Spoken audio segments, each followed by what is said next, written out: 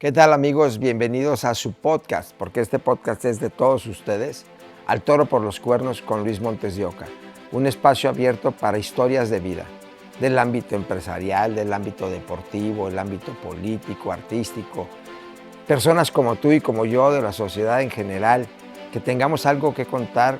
Mándenme sus historias, compártanme la historia de un conocido, de un amigo, que ustedes consideren que tiene ese ingrediente que puede ser de interés para todos nosotros y para ir formando juntos un mejor tejido social. No duden en hacerlo, este espacio es abierto, es plural y es para todos ustedes. Pues qué tal, amigos, un gusto saludarlos nuevamente. Buenos días, buenas tardes, buenas noches, dependiendo en qué horario se encuentre viendo este podcast, en donde, como ya platicamos en ocasiones anteriores, la idea es contar vidas que inspiren, vidas que motiven a emprender, a no claudicar, a dar el máximo esfuerzo, a dejar todo en la cancha, sabiendo que todo vale la pena por una mejor sociedad y que sí se puede. Y hoy pues tenemos un invitadazo de lujo, conocido de todos ustedes. Yo me siento muy honrado de poderlo tener aquí en su casa. Sin más preámbulos, a Emilio González Márquez. ¿Quién no lo conoce? ¿Qué tal, Emilio? ¿Cómo estás? Muy bien, muy contento, Luis, y el honrado soy yo por invitarme a compartir estos momentos contigo y con todos los amigos.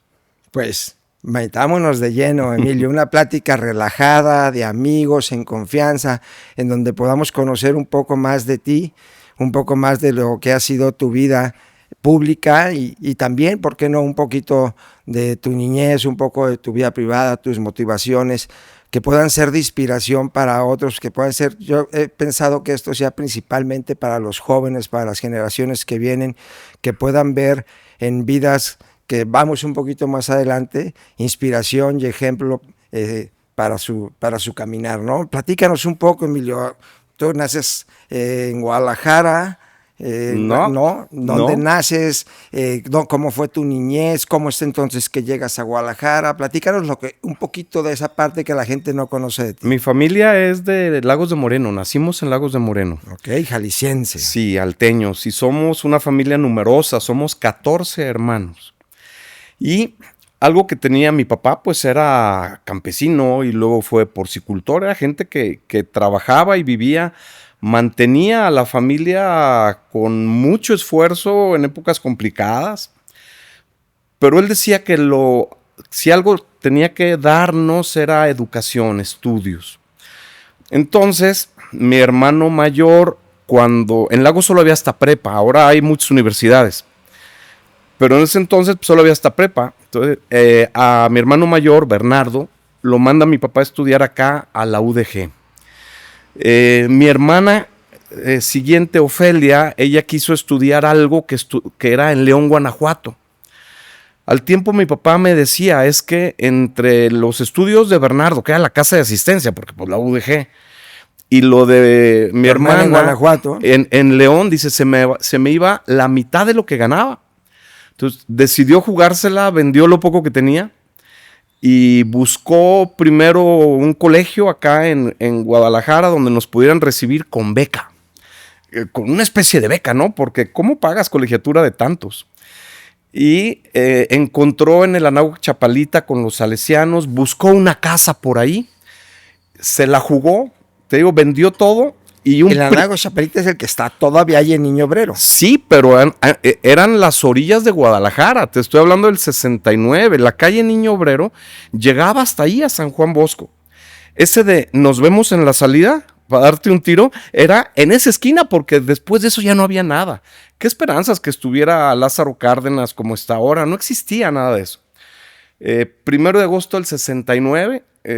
Nos venimos de Lagos y desde entonces pues acá estamos toda una vida, pero con mucho cariño para la tierra natal. 56 años, se dice fácil, pero toda una vida. Sí. Sí. Y bueno, Emilio, 14 hermanos, un gran esfuerzo. Viene tu papá de la cultura de trabajar el campo o trabajar el ganado. Sí. Y al final del día es la cultura del esfuerzo y de enseñar a la familia a trabajar. ¿En qué momento de tu vida consideras tú que detectas o reconoces en ti ese deseo de servir a la gente? Porque yo siempre he considerado que la política es fascinante, pero hay que tener una vocación de servicio legítimo. Sí. Y en algún punto lo debiste haber detectado en ti, en donde sentiste que ese era tu llamado, que por ahí era el camino. Yo le preguntaba a mi papá porque éramos sensibles. Mi papá nos hacía notar que había gente muy necesitada. O sea, nosotros, pues viviendo en la estrechez de una familia de 14, pero gracias a Dios y el trabajo de mis papás, comida no nos faltó. Pero no, nos hacía ver que mucha gente no tenía para comer. Y yo le preguntaba por qué. Si en la escuela nos dicen que México es el cuerno de la abundancia y un país rico que tiene todo, tiene minas, ganadería, costa, industria, tiene todo, ubicación geopolítica adecuada, ¿por qué hay pobres? Y mi papá me decía, porque los gobiernos no toman buenas decisiones, porque hay políticos ladrones, corruptos, y porque hace falta que gente buena esté en la política. Yo le dije, ¿y tú por qué no te metes a la política? Dice, porque la política es como una bola de estiércol de esas que tú has visto en la granja. El que se mete se ensucia. Dice, por lo tanto, no te vas a meter a la política. Bueno, ahí quedó. Íbamos a Lagos de vacaciones y en una ocasión, un domingo, estando ya de vacaciones, me tocó ver un meeting del PDM, Partido Demócrata Mexicano. Partido Demócrata Mexicano, el Gallito. El Gallito Colorado, ¿no? Un partido con fuerte raigambre rural, que viene de una historia muy lejana desde el sinarquismo, gente que dio la batalla por México desde el ámbito electoral, social. Si no me equivoco, Eberto Castillo. No, él era más de izquierda. Okay. Acá en el Gallito te acordarás de Ignacio González Goyás, de Goyás. Yeah. Gumercindo Magaña fue un candidato a presidente. Muchos del PAN se fueron para allá. Y bueno, estando yo en la plaza principal, que en Lago le decimos el jardín, okay. Estando en el jardín, enfrente de la parroquia, veo que se empieza a organizar un meeting y me quedo y escucho a los oradores hablar con un tono muy fuerte diciendo verdades que yo compartía contra el gobierno.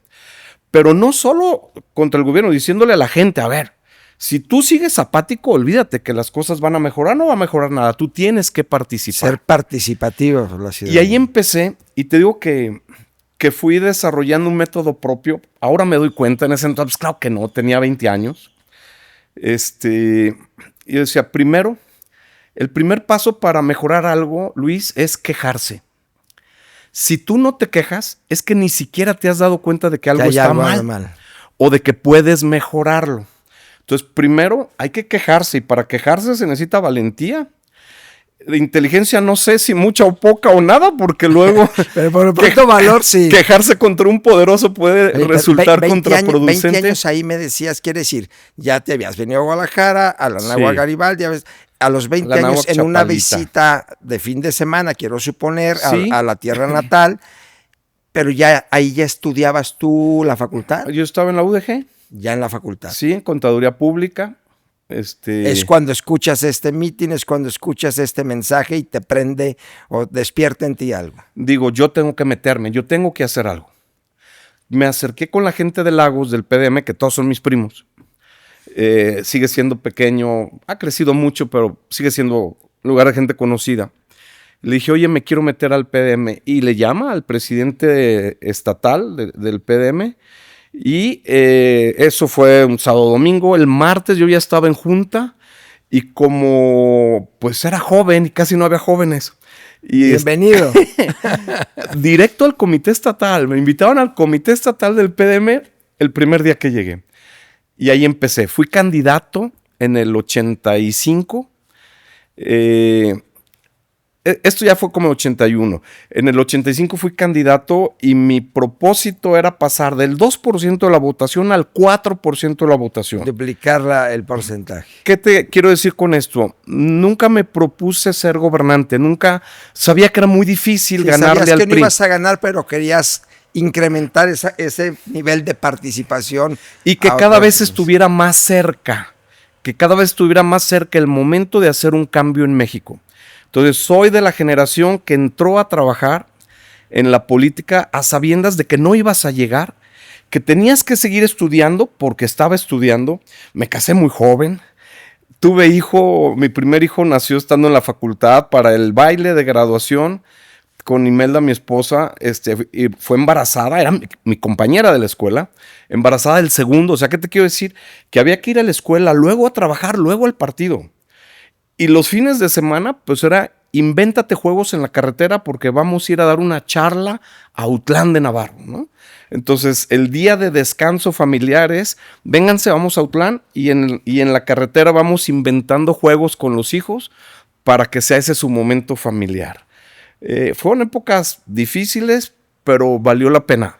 Creo que logramos los objetivos, que es concientizar a la gente de, si no participas en la política, no te quejes. No te quejes. No te quejes. No tienes derecho a quejar. Y las cosas no van a mejorar si tú no participas. En lo que sea. No estoy hablando. Hay que participar, a lo mejor, el simple hecho de estar bien informado, de tomarse el tiempo de tener la lectura, de entender las opiniones, es decir, el solo hecho de tratar de tener mayor conocimiento acerca del ejercicio es una manera de participar, no necesariamente activamente, pero no ser el ciudadano que se desentiende. Y ni siquiera estoy hablando de partidos.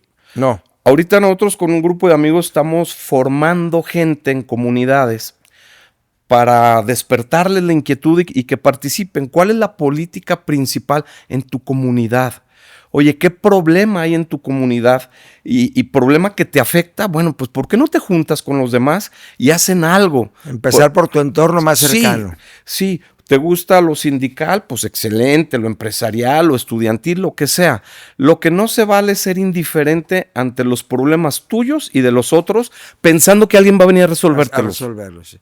2 puntos me llaman la atención de lo que acabas de mencionar. Uno que los dos me merecen muchísimo respeto, pero uno que me imaginé esa historia en el carro el fin de semana con tu esposa, con tus hijos. Y eso habla de compromiso, porque es el día de descanso, es el día en donde pudieran tener quizás cierto esparcimiento distinto, y dabas el extra en ese compromiso de hacer algo. Eso se me hizo interesante. Y otra cosa es el comentario de tu papá o la respuesta de tu papá acerca de lo que pudiera parecer un ADN general en toda la clase política, y que es cuando hablamos de temas de corrupción.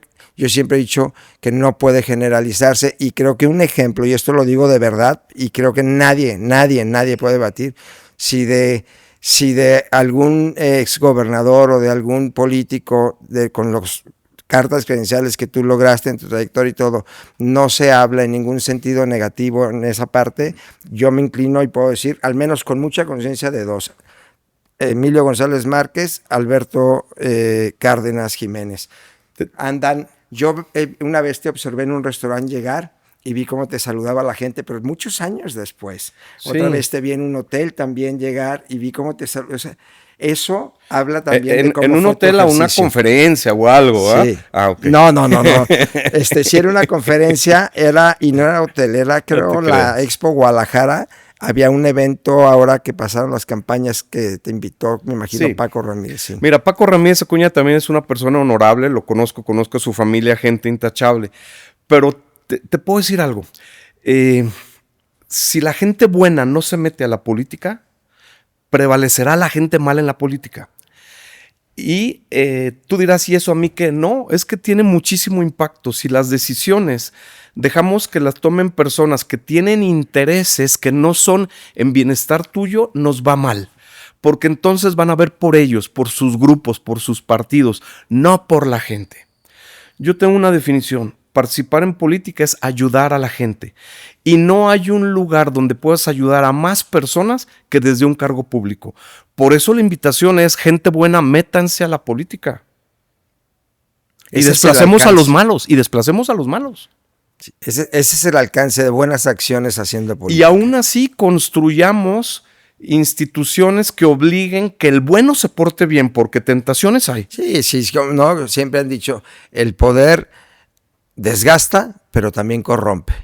Y lograr el equilibrio entre lo que provoca el desgaste y la tentación de lo que puede corromper el poder, pues debe de ser difícil, y entonces ahí es donde tú hablas de los contrapesos que lleven en un buen sentido a que las cosas tengan un equilibrio y no se pierda en el camino esa buena intención. Y mira, y tenemos que partir de la base de que no No podemos dejar que la tentación se acerque a nadie. Por eso, los contrapesos son muy importantes, como dices, la transparencia, la rendición de cuentas, los equilibrios, que nadie tenga el poder absoluto, porque si una persona tiene autoridad y se equivoca, olvídate que los medios empiezan haciéndolo pedazos y está bien, eso sirve para recapacitar, pero las otras fuerzas políticas y los otros poderes, el problema es si construimos un estado donde uno solo tome todas las decisiones. Ya lo hemos vivido con el PRI y hubo épocas buenas de crecimiento, pero hubo épocas de crisis severas.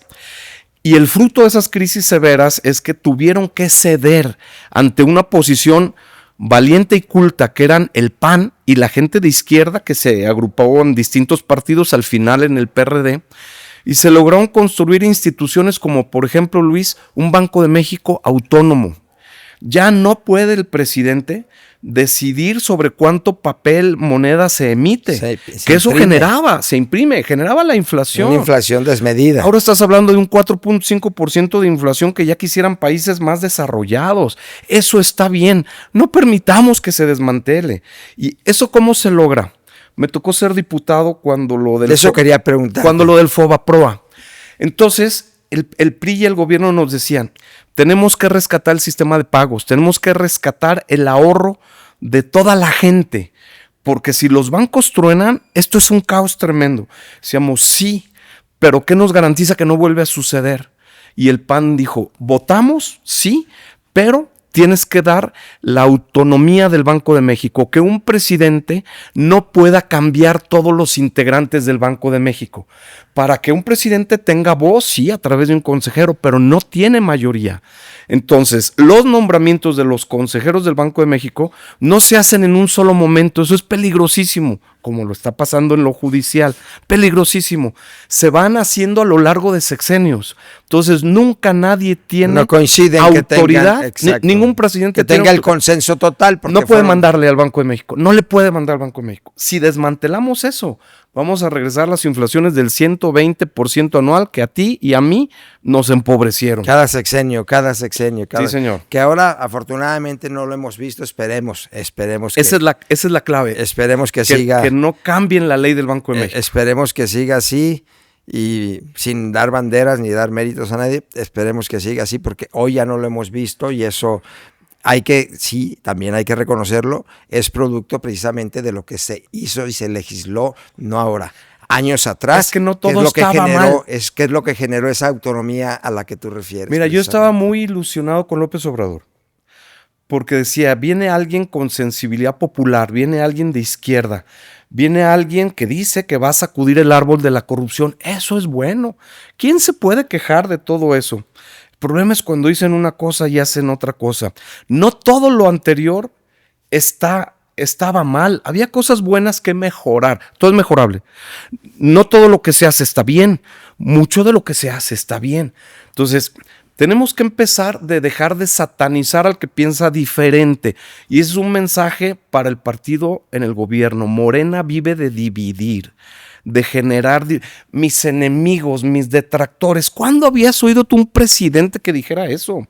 El presidente decía, ¿votaste por mí o no? No lo sé. Yo tengo que tomar decisiones en tu beneficio. No me importa por quién hayas votado. Y un presidente debe unificar a los mexicanos y no andar con mis detractores, mis enemigos. Eso está mal, Luis. Tiene que cambiar. Sheinbaum tiene que ser presidenta de todos los mexicanos y todos tenemos que sentirnos orgullosos de ella cuando tome las decisiones adecuadas, ¿no? Sí, poder construir puentes. Creo que está ahorita este proceso de cambios, etcétera. Al final del día es una percepción muy personal, pero veo que la compartes. Sí se requiere de un México unido y se tiene que empezar por la cabeza, ¿no? Claro. Quien vaya al frente, como nos decían nuestros padres, predicar con el ejemplo, ¿no? Totalmente. Pero creo que también la ciudadanía, que tiene que ser más participativa, tenemos que abrirnos dentro de ese ámbito de la pluralidad de las ideas y de la pluralidad de los pensamientos, el entender que tampoco no todo está mal, como ciertamente hay muchas cosas que mejorar, y con una posición, una perspectiva más amplia, de mayor receptor a diferentes ideas, el lograr juntos, sociedad y gobierno, conjunto, sociedad, gobierno, academia, porque en la formación de los muchachos también implica mucho en cómo se eduque a las nuevas generaciones, entender que cada sexenio debemos cerrar filas. Está quien está, habrá siempre puntos álgidos que señalar, habrá siempre situaciones que levantar la voz. Los medios, hablabas tú ahorita de la división de poderes y hablabas de la fuerza de los medios como contrapeso. Efectivamente, ha sido un cuarto poder siempre, pero que pueda ser un contrapeso bien intencionado en el buen sentido, en donde se pueda visualizar un objetivo común más allá de partidismos, etcétera, y siempre pensando que alguien lo va a poder hacer mejor, y de eso se trata. Sí. Se trata de que pueda llegar siempre alguien. Todo es perfectible, hacer las cosas mejor. Pero fíjate, yo no pensaría ahorita que hay que estar trabajando para el 27 quitar a los que están. Yo pensaría, los que están, con ellos, ¿qué tenemos que hacer?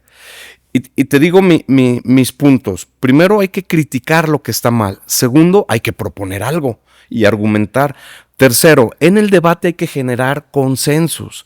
Y cuarto, pues hay que trabajar, porque todo lo anterior está bueno para una tesis doctoral, pero no cambia la realidad. Me gustó el orden. Solo el trabajo cambia, pero tiene que empezar por una queja. Date cuenta que algo está mal. Sí, me gustó el orden. Sí, hay que criticar, que es lo que hablabas. Primero hay que quejarse. Sí. Hay que quejarse, ¿no?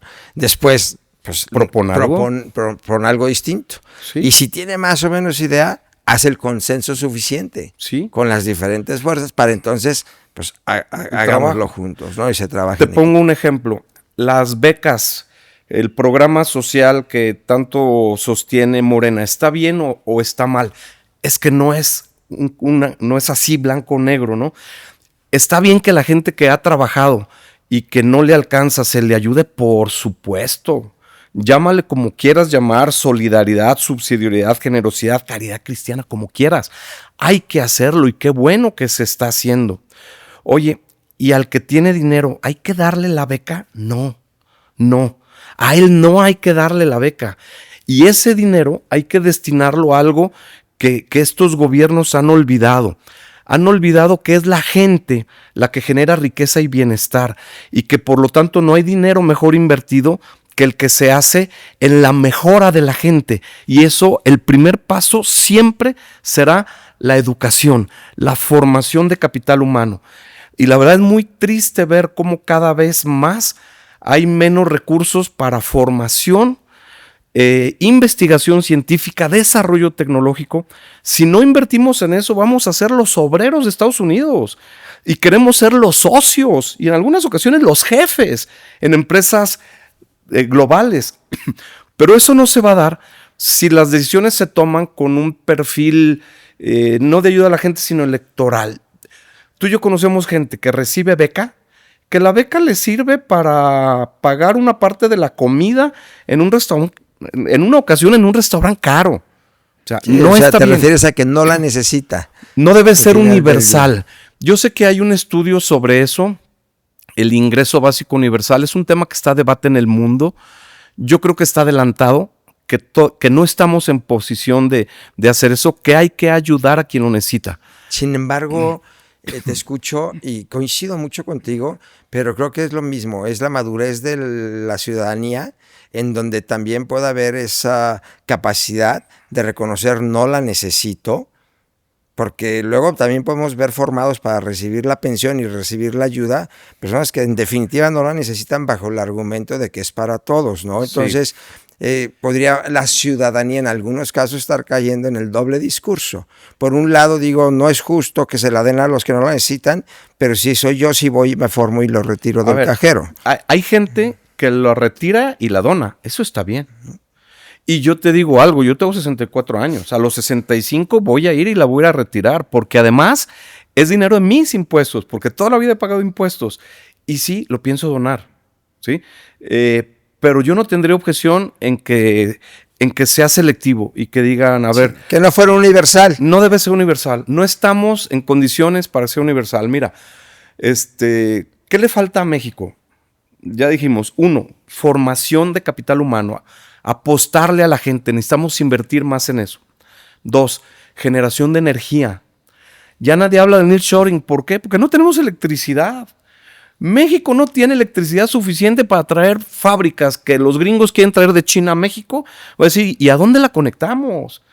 Tenemos que dedicarnos a eso. Energía, agua. Agua, infraestructura logística, ¿no? Que algo se hace. Conectividad. Sí. Puertos, Digo, porque de eso más o aeropuertos, menos le entiendo algo. puertos, aeropuertos, carreteras, centros logísticos, recintos fiscales estratégicos, centros de última milla, parques logísticos de última milla. Bueno, ¿de dónde va a salir el dinero para eso? Pues no lo estamos haciendo. Yo hace poco tuve la oportunidad de participar en un congreso, unas conferencias en Ciudad de México, y señalaba precisamente que las políticas públicas deben ir encaminadas a la participación del sector privado bien regulado, con reglas como tengan que ser, que el consenso se logre para que pueda haber la intervención de la iniciativa privada como mecanismo de inversión y que se pueda generar toda esta infraestructura que es eminentemente urgente para efecto de que pueda llegar la inversión extranjera en mayor escala. De lo contrario va a ser imposible. Y pues se reduce a eso, a que el gobierno se convierta en regulador, porque no hay la capacidad de hacerlo, y se abre el esquema a la inversión privada.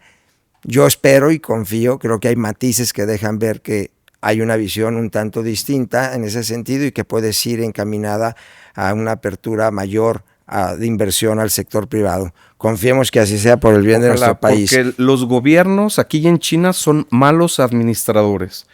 Tienden a robarse el dinero del pueblo y finalmente, si la decisión genera pérdidas, él no pierde nada. Nada. Por lo tanto, lo siguen haciendo. En cambio, cuando estás arriesgando tu futuro, pues te fijas que la decisión sea la correcta y, claro, y que se trabaje con eficiencia. Los gobiernos no son eficientes. Platícame, Emilio, platícame tu experiencia ya en la parte activa. Fuiste diputado federal, sí, fuiste dirigente del partido. Fui regidor antes. Fuiste regidor primero de Guadalajara, ¿no? Padrísimo. Luego fuiste diputado federal, sí, dirigente del partido, sí, alcalde, sí, y gobernador. Sí, me falta ser regidor de Lagos. Te faltó ser regidor de me falta. Te falta. No me descarten. Oye, y por ahí en alguna época inclusive hasta presidenciable se mencionaba. Se oía por el peso de Jalisco. Bueno, es que ser gobernador de Jalisco, habiendo gobernado lo que es para unos la segunda, otros la tercera ciudad más importante del país, haber sido diputado federal, dirigente de tu partido en el estado, un estado pujante, etcétera, pues había cartas credenciales suficientes para que el mencionarse o la aspiración tuviera un sustento legítimo, o sea, pudiera ser alcanzable. Fíjate, ¿te pasó por tu mente el que en algún punto el partido te entregara esa encomienda? Como 10 minutos. Me invitó, ¿quién fue? Joaquín López Dóriga a un debate en vivo en Televisa con el entonces gobernador del Estado de México, Enrique Peña Nieto, y el entonces jefe de la Ciudad de México, Marcelo Ebrard. Uno ya fue presidente y el otro quiere. Los tres, pues, teníamos muy buena relación, pero dije, a ver, es un debate. Yo sí me preparé para el debate. Y me fue muy bien en el debate. Recuerdo algunas cosas. Por ejemplo, le decía yo al expresidente Peña Nieto, le decía, oye, Enrique, ¿cómo es que tú quieres hacer algo si el Estado de México, teniendo el doble de población de Jalisco y teniendo tanto por ciento más de tierras cultivables y de riego de Jalisco, produce la mitad que lo que produce Jalisco? Ustedes no son eficientes, tú no le estás ayudando. No, bueno, pobre, no sabía qué decir, ¿no? Con Marcelo también hablé cosas de infraestructura, me preparé para el debate. Entonces, algunos dijeron, oye, tú podías ser candidato, pero no, luego salen los grupos internos, los intereses. Y dije, no, me quedo a terminar mi chamba y se acabó. Bien.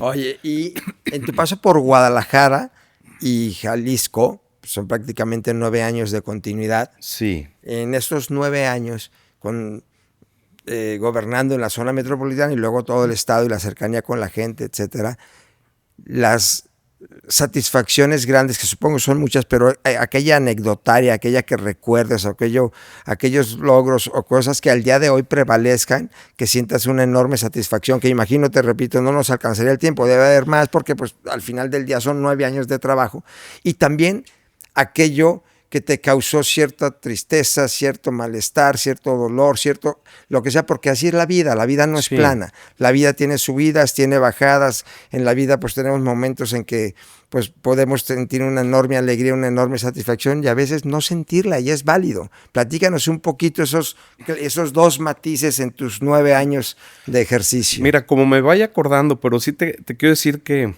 algo que tenía y tengo es que escucho a la gente y sé que por lo general la gente sabe más que yo en sus temas y que lo que tiene que hacer un gobernante no es saber más que el experto, es tener una visión que pueda sumar expertos. Entonces, un buen equipo, pero también abrirse a la sociedad. A mí se acercaron conmigo personas en ese entonces se llamaba Guadalajara 2020, ahora se llama Guadalajara 500.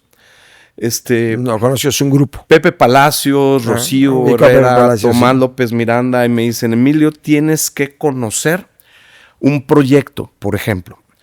¿Qué es esto? Dice, pues la vía recreativa. Es un lugar que ya existe en Bogotá, en donde las calles principales o una de las avenidas se cierran para los carros para que la gente se apropie de ellos.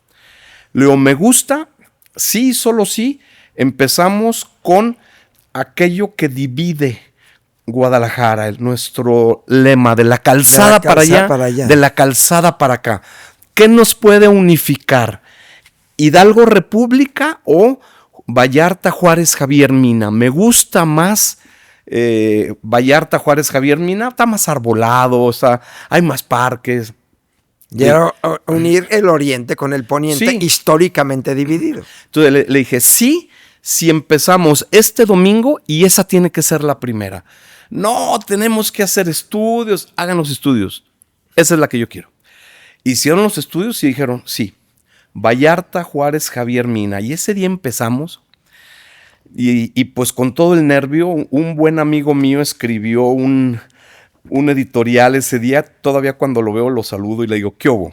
Dice, este es uno más de los proyectos que están condenados a no salir del escritorio, va a fracasar. Pues ya vamos a inaugurar, estoy en la Minerva, el listón, mis hijos, mi esposa, amigos, acompáñenme. Oye, ¿cuántos esperan? 5,000. ¿Esto como alcalde? Sí, como alcalde. Empezando septiembre del 2004, domingo. Creo que el último domingo de septiembre. Y ¿cuántos esperan? 5,000. Bueno, pues vamos. Salimos por la Minerva, yo adelante, no hay nadie, Luis, no hay nadie. La UDG ayudándonos con servicio social para parar los carros de, hey, tranquilos, aquí ya no es de carros los domingos. UDG, gracias, siempre nos apoyó. Y seguimos avanzando, pasamos Chapultepec, nada. Llegando Enrique Díaz de León por ahí, se me ilumina la sonrisa porque veo que los que salieron de Tetlán en ese momento estaban llegando y era un río de gente. Era un río de gente. Se esperaban 5,000. Yo digo que fueron más de 10,000, pero el otro día Rocío, porque dije esto en un evento, dice, no, Emilio, no fueron 10,000, fueron 30 y tantos mil. Es una maravilla. Ahora hay fines de semana que juntos todos los sistemas de vía recreativa son más de 400,000 personas diciendo la ciudad es nuestra, de nuestras familias. Sí, ahorita que menciona nuestro invitado de otras redes de vía recreativa para los que no viven en la ciudad de Guadalajara, es porque el programa fue tan ganador, fue tan exitoso, que se fueron uniendo otras arterias y otros municipios. Y hoy por hoy el programa pues tiene un éxito innegable y todos los domingos las familias de la zona metropolitana de Guadalajara, y no digo las tapatías porque es de la zona metropolitana de Guadalajara, pueden tener esa conectividad y salir y andar en bicicleta. Y esto, aparte es un espectáculo, ves cada personaje con unos carruajes ahí. Padrísimo. Es muy padre. Eso, pues, ¿qué te digo? Muy satisfactorio. Todavía voy, todavía lo veo. Me da gusto que la gente ya no me conoce, pero disfruta. Algo que nos costó ir contra viento y marea, porque había muchos intereses, muchos negocios que decían, Emilio, ¿qué vamos a hacer? Había una cafetería por ahí en Tepic, que ahora es Francisco Javier Gamboa y Vallarta. Sí, por ahí por el Club de Industriales. Sí, dice Emilio, ¿qué vamos a hacer? Saquen mesa, vendan afuera, ¿nos das permiso? Sí. Yo recuerdo que hay cafeterías y yo llegué a ir en esas fechas. Y otro decía, oye, pero es que nosotros somos una mueblería. Le dije, pero mira, va a haber tantas bicis, ¿por qué los domingos no pones aquí afuera un tallercito para arreglar bicis? Más de una se va a descomponer. O es más, vende bicis también, vamos a generar la cultura de la bicicleta. Me gustó mucho.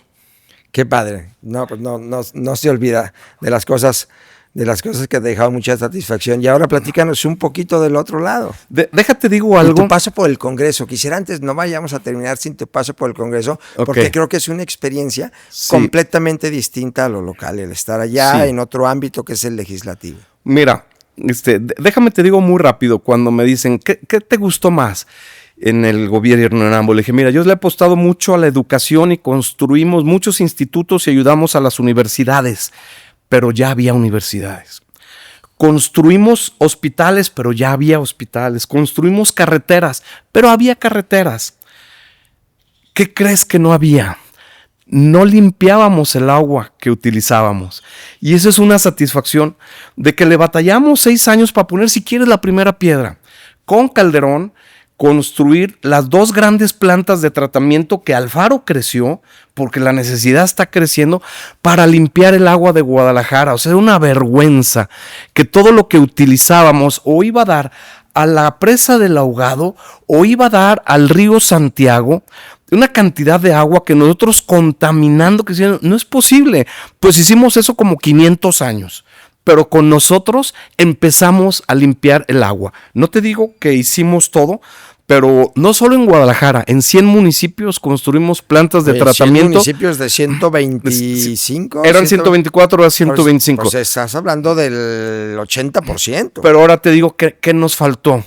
Me propuse que Jalisco fuera un estado generador de electricidad. Apoyamos grupos privados, por ejemplo en Ojuelos pusieron el segundo parque eólico en ese entonces, no sé ahorita, más grande del país. Generar electricidad. Empezamos proyectos también para crear biodiesel a partir de una palma, de un dátil de coco africano muy raro. Nos faltó tiempo, nos faltó visión, me faltó empuje, no sé. Quizás también continuidad de cuando se dan los cambios de gobierno y no necesariamente hay una estructura o alguna parte dentro de estos estafetas que se dedique a hacer un escrutinio y un análisis de aquello que viene funcionando bien y que verdaderamente pudiera ser hasta parte de la legislación, que sea responsabilidad de los gobiernos entrantes, la continuidad. Quizás esa parte poderla llevar hasta un punto de legislación en donde hubiese esa necesidad. Tú puedes hacer mucho por eso. Imagínate una que se llamara Secretaría de Vinculación en la transición del sexenio, en donde no puedes dejar un programa yo lo sacaba del gobierno. O a lo mejor lo llevas a un organismo ciudadano, en donde esté involucrada la academia, esté involucrada la IP, también algunas sillas de representación del gobierno, porque ¿cuántos programas no se han dejado exitosos por un tema de continuidad? Claro, pero inclusive cuando ya se alcanzó a probar la miel y falta la continuidad. Porque no quiero que el otro se luzca. Mira, me invitaron una vez de una fundación alemana a tomar un curso con ellos. Yo creo que era regidor de Guadalajara. Nos invitaron y Tarcisio Rodríguez, presidente del PAN, me dijo, ve tú, y fuimos 4 o 5. Y allá decían, los alemanes nos encanta el pleito. Y hay 2 grandes partidos, la Democracia Cristiana, CDU, y el Partido Socialdemócrata. Dice, pero cada 5 años, estos 2 partidos más los otros se reúnen y discuten de a de veras para definir el rumbo de los siguientes 25 años. Y ahí dicen, importante ahorita, generación de electricidad, punto. Y cada 5 años van agregándole otros 5 para tener siempre un escenario de 25. Gana un partido, gana el otro, tú sabes que van a generar más electricidad. El sello personal se lo pone el partido del gobernante, pero el rumbo se define entre todos. Aquí en México, salirte del rumbo puede ser materia de que el electorado te vea mal, porque hay comunicación y se sabe que había acuerdo de llegar en un mismo sentido. Al toro por los cuernos, mi querido Luis. Son temas que tenemos que debatir. Totalmente. Tenemos que debatir y que tenemos que acordar entre todos y decir, las 5 prioridades de México, de Jalisco, de Guadalajara son estas. No me salgas tú con que ahora es estratégico hacer algo que no lo es. Claro. Implica cambiar las maneras, las formas de hacer política, pero vuelvo a caer en lo mismo. Las formas de hacer política cambian cuando las formas de ser gobernados, es decir, la participación ciudadana, el ejercicio del ciudadano en involucrarse, en quejarse, en levantar la voz, en participar, empieza también a ser quizás el contrapeso más importante del gobierno, más que las propias instituciones, pero la ciudadanía en sí. Tiene que serlo, expresándose. Por eso aguas con cualquier intento de regular de más los medios y las redes. La gente tiene que seguir expresándose. La gente tiene el derecho de quejarse y de hablar mal con o sin información de sus gobernantes.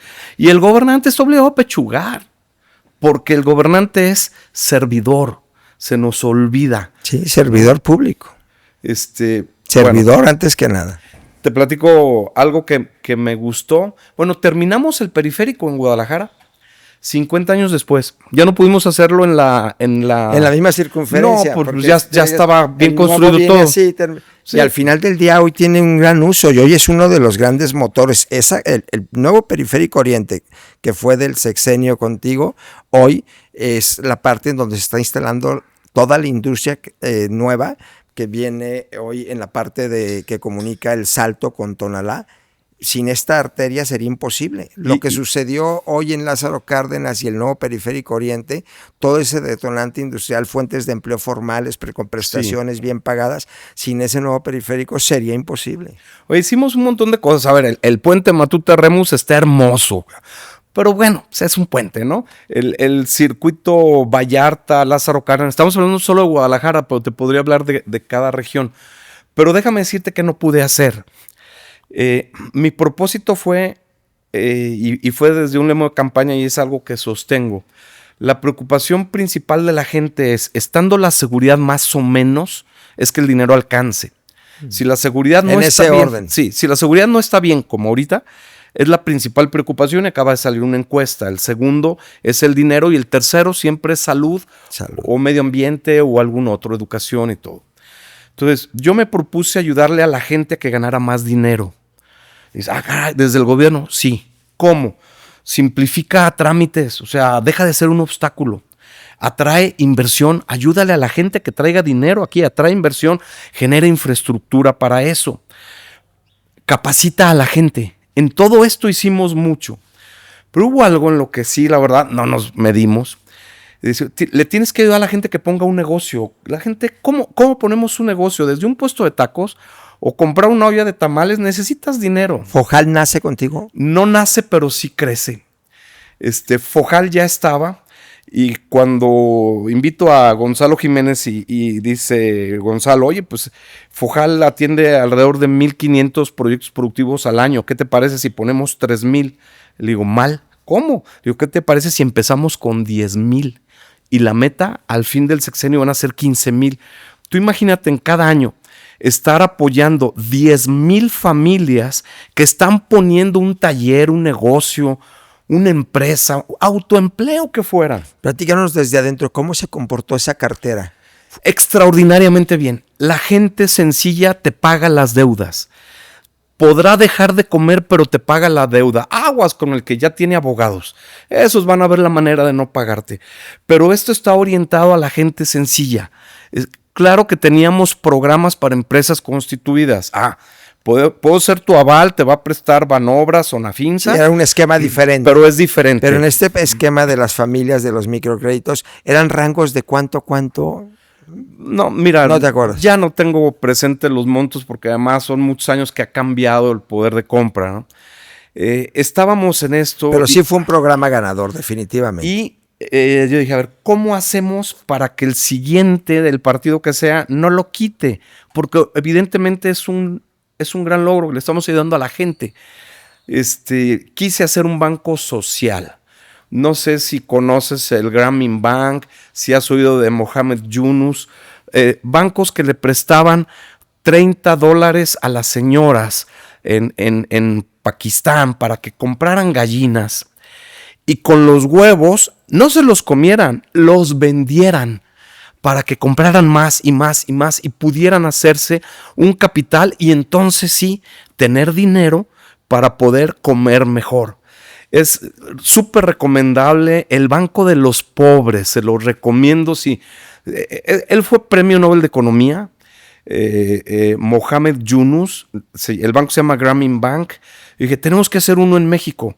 Bueno, empecemos en Jalisco. Estuvimos a nada de lograrlo, pero finalmente los gobiernos nacionales, aún del mismo partido, gobernaba el PAN, son bien difíciles cuando traes proyectos de esta naturaleza.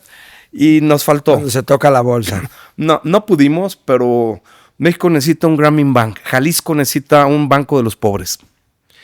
Pues mira, la verdad es que cuántas cosas no sabemos que suceden detrás, ¿no? Cuánto, porque criticar es muy fácil, ver todo lo que no creemos que no se hace bien o creemos que se puede hacer mejor, pero no vemos todo lo que implica y todo lo que hay detrás, de qué tamaño son los presupuestos, cómo se tienen que estirar, cómo se tienen que administrar, cómo tienen que cuidar perfectamente, porque es todo un equipo de trabajo, etcétera. Definitivamente no ha sido fácil, pero platícanos, ¿qué sigue, Emilio? Ahorita dejaste ver un viso de actividad cuando dijiste, no he sido. Ajá, no he sido. No me deja mi señora todavía. Pero mira, déjate platico un poco de mis negativos como gobierno. Yo soy mente abierta, yo no sigo protocolos y eso no gusta mucho. Algunos, a la gente normal sí, a los del estatus no. Yo me puse a investigar qué pasaría si nosotros fue un compromiso de campaña, crear un centro para atender a niños con discapacidad.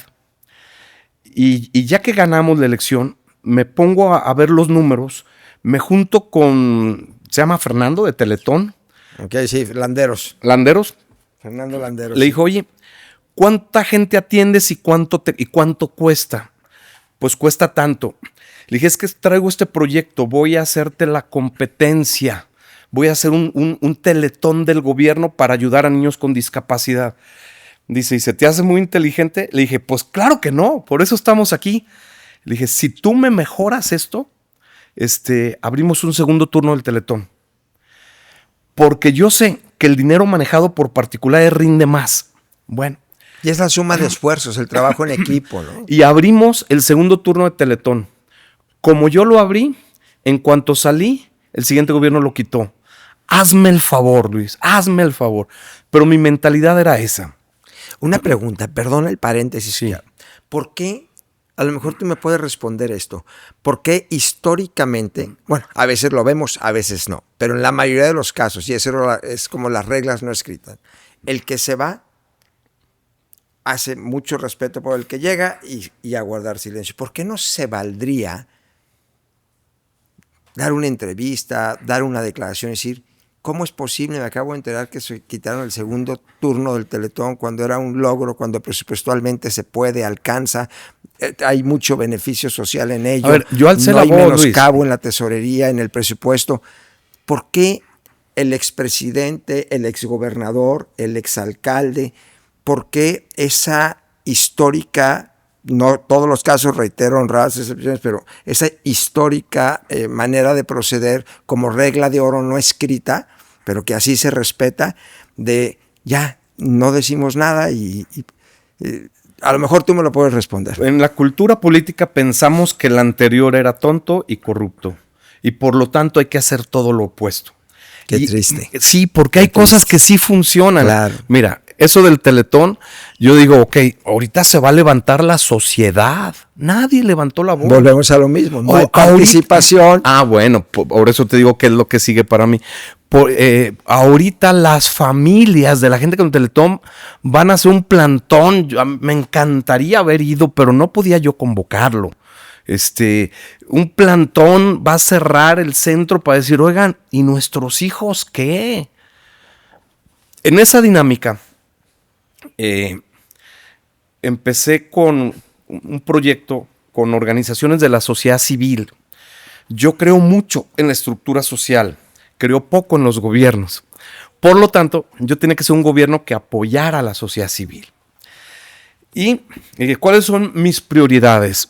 Madres solteras, ayudarles, personas, adultos mayores, personas en situación de calle, personas con discapacidad, ¿no? En extrema pobreza. Y sectores que históricamente también están muy bien definidos. Lancé una convocatoria y les dije, a ver, yo no quiero hacer un programa del gobierno que les dé. Ya hay organizaciones de la sociedad que ayudan y son eficientes porque quien lo hace es quien tiene un familiar que lo padece. Entonces lo hacen de corazón y lo hacen de una manera voluntaria. A ellos quiero ayudar. Entonces convoco y estuvo muy divertido porque convoco y ya llega el momento, se hace la convocatoria, meten propuestas, se asignan y ya en la entrega de los cheques. Y me pasan la lista y empiezo a ver, es real. Orfanato San José, el grupo de apoyo a niños ciegos Santa Lucía, real. El asilo María Auxiliadora, puras organizaciones con orientación cristiana. Dije, Luis, no salgo vivo de aquí.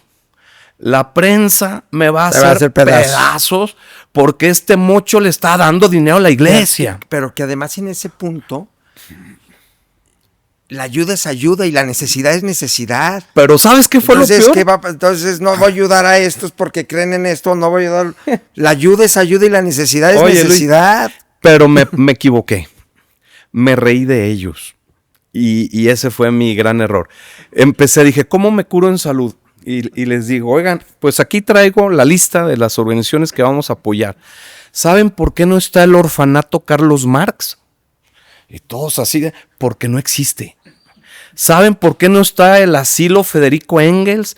Porque no existe. Ni la escuela para niños ciegos Mao Zedong o Fidel Castro, porque no existen. Me gustaría que esa filosofía generara solidaridad y nosotros poder apoyarlos, pero no existen. Existe el Santa María, San José, María Auxiliadora y Santa Lucía. Pues me fue como me fue. Emilio le da dinero a la iglesia. No, fue a la gente necesitada a través de organizaciones sociales. Sí. Bueno, esas son cosas y de quienes sí trabajan y al final del día dejan de su tiempo y se organizan. Banco de alimentos. ¿Cuánto nos cuesta? El DIF tiene comedores en zonas necesitadas. Acaban de hacer instalaciones nuevas de banco de alimentos hermosísimas. El DIF hace un gran papel. Y digo, ¿cuánto cuesta un plato por persona al día? A ver, al final de cuentas es lana. Pues cuesta tanto. Banco de alimentos, ¿cuánto cuesta una despensa para una familia al día? Tanto. ¿Sabes qué? Prefiero apoyarte a ti. Prefiero apoyarte a ti a que crezcas, no al gasto corriente. A que crees infraestructura, equipo de reparto. Porque ellos consiguen. Ellos son una extraordinaria labor que hace el Banco de Alimentos. Bueno, pues el dicho de Emilio le da dinero a la iglesia, porque te acordarás que era Banco Diocesano de Alimentos. Banco Diocesano de Alimentos. Bueno, pues con la pena, es nuestra realidad. Y es algo también de la cultura política. No tienes que mostrar tu fe. ¿Por qué? Es parte integral de ti.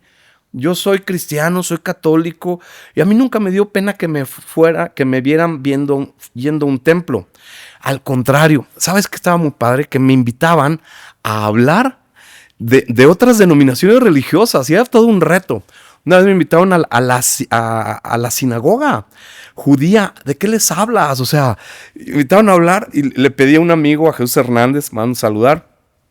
Oye, ayúdame. Dice, está fácil, del libro de Isaías. Vamos a hablar de cuando las espadas se conviertan en arados. Ahí vamos todos juntos. Me gusta. Claro. Hablé en La Luz del Mundo también. Hablé, pues, ¿de qué hablas? De la generosidad. Y tenemos pasajes bíblicos que compartimos, ¿no? Y de otras religiones. Sí, claro. O sea, también con otras religiones. Por supuesto, la pluralidad, ¿no? Entender esa parte. A final de cuentas, pues todas las religiones buscan el bien.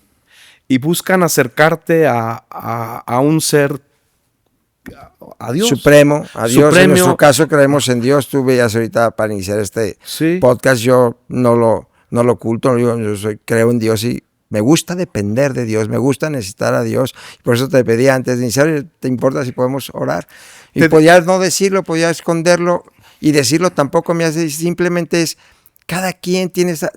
Al final del día nos tenemos que entender que hay una pluralidad enorme, hay una diversidad enorme, pero el bienestar como seres humanos, el bienestar como tejido social, el bienestar como familia, debe de ser, por lógica, el mismo. Mira, el mismo. Esa es la base para alguien que quiere entrar en política y que ahora muchos me preguntan.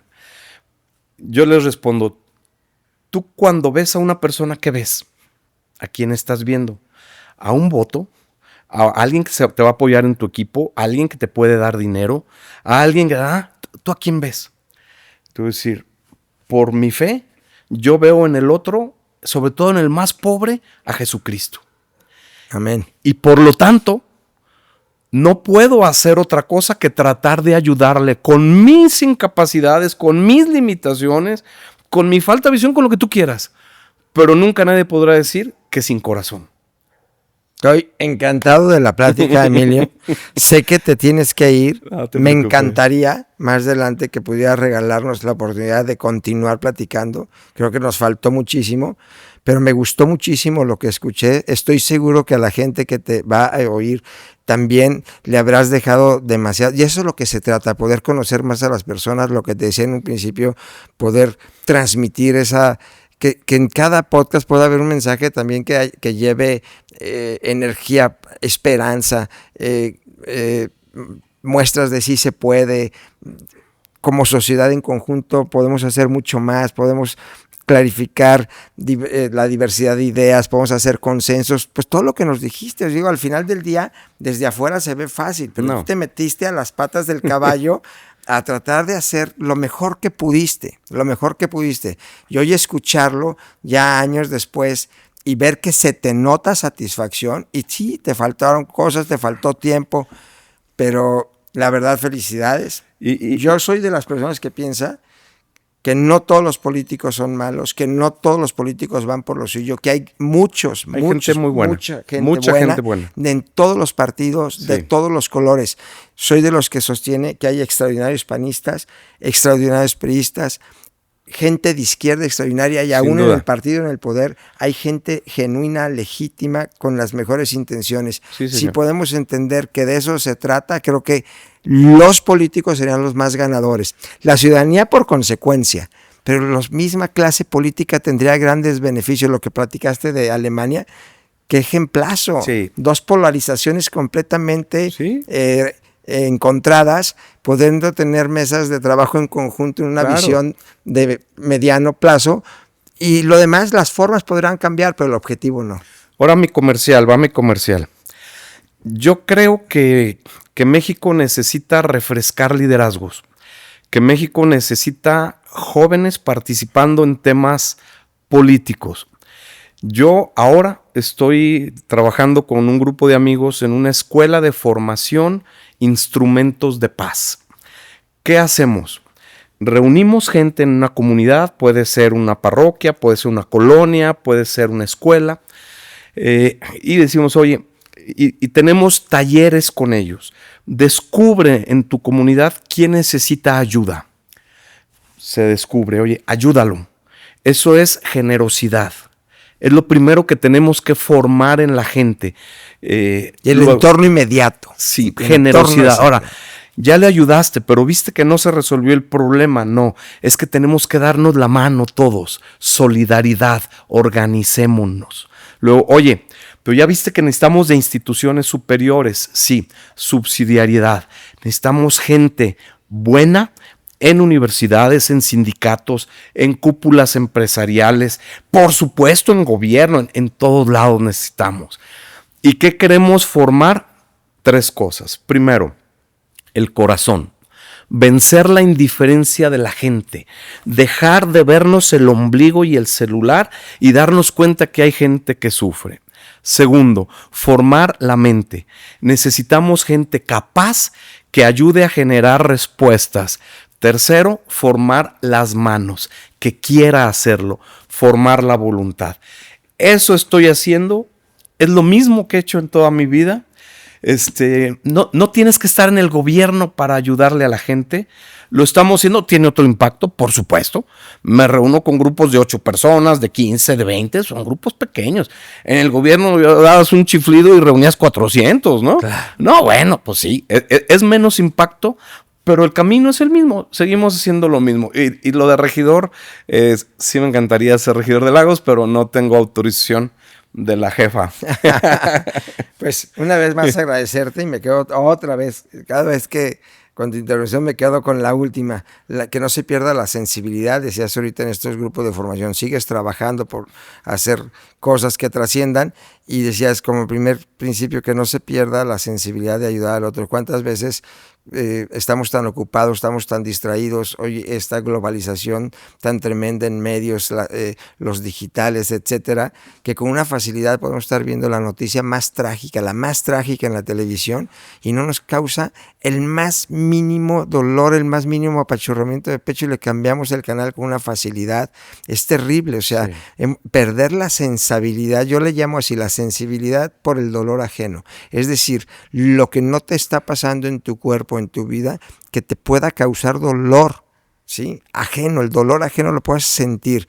Eso creo que es muy formativo para las nuevas generaciones, es la base de cualquier sociedad, el poder tener esa visión de cualquier sociedad. No se puede armar un tejido social si cada quien camina viendo nada más el agua para su molino, sin tratar de en el camino echar una mano y llevar a alguien junto con uno en el camino. Pues agradecerte, Emilio, infinito, hacer el compromiso de volver a juntarnos y tenemos la costumbre aquí en el podcast de tomarnos la foto de la despedida. Muy bien, gracias. Gracias. No, gracias a ti. Gracias.